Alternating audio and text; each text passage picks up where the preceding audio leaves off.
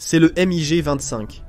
Il volait à Mach 2.8 comme vitesse opérationnelle maximale, mais ses moteurs étaient si puissants qu'ils pouvaient atteindre Mach 3.2, c'est-à-dire 3600 km/h. À cette vitesse, vous pouviez traverser toute l'Union soviétique en seulement 2 heures. Il a été conçu pour intercepter les bombardiers supersoniques américains de la guerre froide, qui pouvaient atteindre des vitesses similaires. Oui, il était possible de s'éjecter à sa vitesse maximale opérationnelle, mais comment est-ce possible ? Si une personne sortait de son avion à cette vitesse sans plus, ne devrait-elle pas mourir instantanément ? Aujourd'hui, nous verrons comment il était possible de s'éjecter à une telle vitesse. Nous verrons les conséquences de l'éjection à cette vitesse. Et pourquoi pas ? Nous en apprendrons également un peu plus sur l'histoire des intercepteurs les plus rapides de l'histoire. Alors mettez-vous à l'aise, et soyez les bienvenus au Guns Club.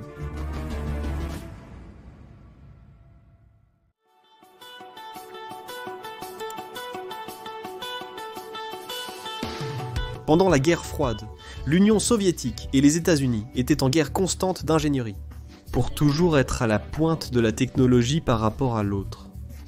La seconde moitié du XXe siècle a connu la plus grande avancée aéronautique de l'histoire. Les deux nations avaient des armes capables d'anéantir l'autre avec facilité. Le problème était comment transporter ces armes à l'ennemi, et comment annuler ses moyens de transport pour se défendre. À la fin des années 50, les Américains chercheraient à faire des bombardiers qui surpasseraient les défenses aériennes et les intercepteurs soviétiques. La solution des ingénieurs a été de fabriquer directement des bombardiers plus rapides, si rapides qu'ils devraient briser plusieurs fois la vitesse du son. Quand les années 60 ont commencé, ils pouvaient déjà dépasser Mach 2, et ils fabriquaient des modèles de plus en plus rapides, tellement que les missiles et les intercepteurs avaient du mal à les atteindre.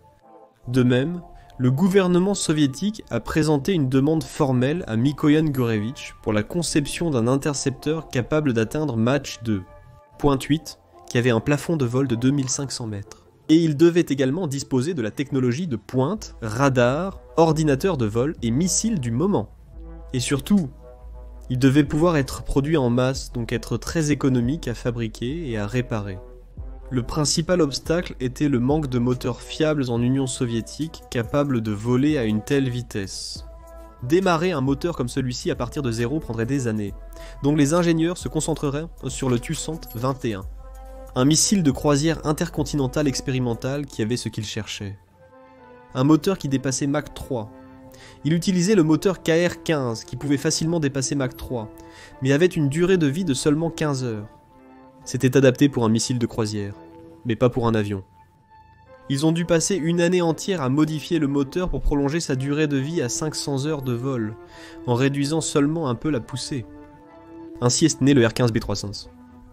Maintenant qu'ils avaient le moteur, ils pouvaient concevoir l'avion à partir de celui-ci. Au début, le fuselage ressemblait à celui du MiG-21, mais surdimensionné. C'était très utile pour le rendre beaucoup plus facile à produire. Mais pendant le développement de l'avion, les soviétiques ont abattu un avion de reconnaissance U-2 américain, provoquant un choc mondial. L'abattage du U-2 n'était pas une fierté pour l'Union soviétique. Il a été abattu après avoir traversé presque la moitié du pays. Les intercepteurs de l'époque l'ont poursuivi pendant des heures, impuissants. Il était clair que les Américains espionnaient massivement l'Union soviétique et qu'ils ne pouvaient rien faire à ce sujet. Cela a rendu le nouvel intercepteur impératif, poussant le gouvernement soviétique à consacrer plus de budget au projet. Maintenant, les ingénieurs avaient beaucoup plus d'argent pour mieux concevoir le fuselage, donc le fuselage est passé de ceci à cela. De même, en 1970, le MiG-25 a été introduit pour une utilisation dans l'armée de l'air et pour la production en masse. Cela a révolutionné la conception aéronautique. C'était, sans aucun doute, l'avion le plus rapide du monde, et il le resterait jusqu'à ce que les Américains dévoilent le CR-71. Il pouvait voler à Mach 2,8 comme vitesse opérationnelle maximale et à Mach 3,2 si nécessaire. Cette vitesse aurait un impact considérable sur la durée de vie du moteur, donc on ne pouvait l'atteindre qu'en cas d'urgence. Les moteurs R500 et 15B300 étaient énormes. Les deux moteurs de l'avion étaient si serrés que leurs tuyères se chevauchaient.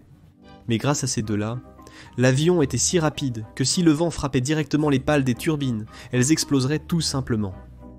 À cause de cela, il avait un turbulateur au centre des énormes tuyères d'admission pour réduire la vitesse de l'air et le comprimer. Il était si rapide que, S'il était fait d'un alliage d'aluminium, comme les avions conventionnels, il fondrait dans l'air. C'est pourquoi son fuselage a été fait en acier, ce qui en a fait l'intercepteur le plus lourd du monde, mais aussi très bon marché à produire. De plus, pour réduire sa température, il utilisait un réfrigérant appelé Mazantra, qui était essentiellement de l'alcool dilué dans de l'eau, et que si vous aviez un foie sain, vous pouviez même le boire comme si c'était de la vodka.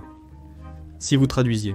Mazantra, dans ses initiales, disait Mikoyan Artiop, fils glorieux du peuple arménien, qui donne de la joie à ses aviateurs. Et à juste titre, car chaque MIK-25 avait 180 litres de Mazantra. Si vous vous écrasiez dans la forêt, l'alcool ne vous manquerait pas. Mais s'il était si rapide, vous fondriez si vous n'étiez pas en acier. Comment était-il possible d'injecter à Mach 3 ? Le secret résidait dans une combinaison de costume, de hauteur et de son système d'injection avancé sur l'aile de la poignée d'injection. Entre les jambes, les sangles de préhension se tendaient, attachant fermement le pilote à la chaise. Ensuite, la combinaison du pilote se pressurise et le siège commence à prendre en charge de manière autonome l'approvisionnement en énergie et l'alimentation en oxygène de la combinaison. Ensuite, la fusée démarre, séparant le pare-brise et éjectant le pilote par un rail. Le siège fait une parabole vers l'arrière par rapport à la direction de l'avion, de manière à contrebalancer la vitesse à laquelle ils allaient. Par la suite, lorsque les fusées étaient à court de carburant, les parachutes devaient déjà être déployés pour arrêter la chute, et ainsi stabiliser le siège.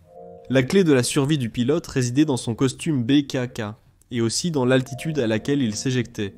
Le costume BKK est un costume pressurisé conçu pour les missions en haute altitude, résistant à la pression et à la température. Il était similaire au costume que les astronautes utilisaient pour sortir dans l'orbite terrestre. Ceci, avec la fusée, dont la trajectoire assure que la chaise effectue une décélération lente et progressive. Cela permet au pilote de supporter le dur impact de l'éjection à plus de 3500 km/h. De même, les pilotes des SR-71 pouvaient s'éjecter sans danger.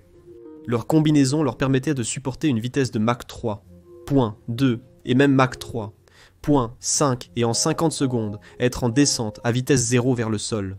Les combinaisons étaient essentielles pour respirer et supporter les températures élevées, dues au frottement, et les températures basses, dues pour lui à l'altitude. Mais surtout, il était convaincu de pouvoir s'éjecter à cette vitesse, précisément grâce à l'altitude élevée qui réduisait la pression atmosphérique. Donc, en s'éjectant à 24 000 mètres. 3 Mach équivalent à un impact comme si vous étiez éjecté à 315 km/h au niveau de la mer. À cette hauteur, les conditions sont proches de celles de l'espace. À cause de cela, l'impact initial en sortant de l'avion est assez faible comparé à celui que vous recevriez au niveau de la mer. Alors, s'éjecter à Mach 3 à cette hauteur est très sûr, je sais ce que vous pensez. Et qu'arrive-t-il si je m'éjecte à Mach 3 au niveau de la mer ? Eh bien, vous mourriez directement à cause de la rafale de vent reçue à l'instant où vous sortez. Stop. Pour vous éjecter à cette vitesse, une capsule d'éjection comme celle du XB-70 Valkyr serait nécessaire. De toute façon, le MiG 2530E1 et le SR-71 ne pouvaient atteindre Mach 3 qu'à des altitudes moyennes et élevées, à des altitudes vraiment basses, où la pression est plus forte. La vitesse maximale de ces avions était généralement d'environ 1400 km/h, soit presque Mach 1. Et s'éjecter à cette vitesse reste très sûr, donc en fait, vous pourriez vous éjecter à n'importe quelle vitesse. Le point est à quelle hauteur vous éjectez. Si cette vidéo vous a intéressé, vous serez probablement intéressé à savoir ce qu'est l'étrange bosse que les avions soviétiques, chinois, coréens et aussi européens ont sur le nez de l'avion. Merci beaucoup d'avoir regardé cette vidéo et à la prochaine, au revoir.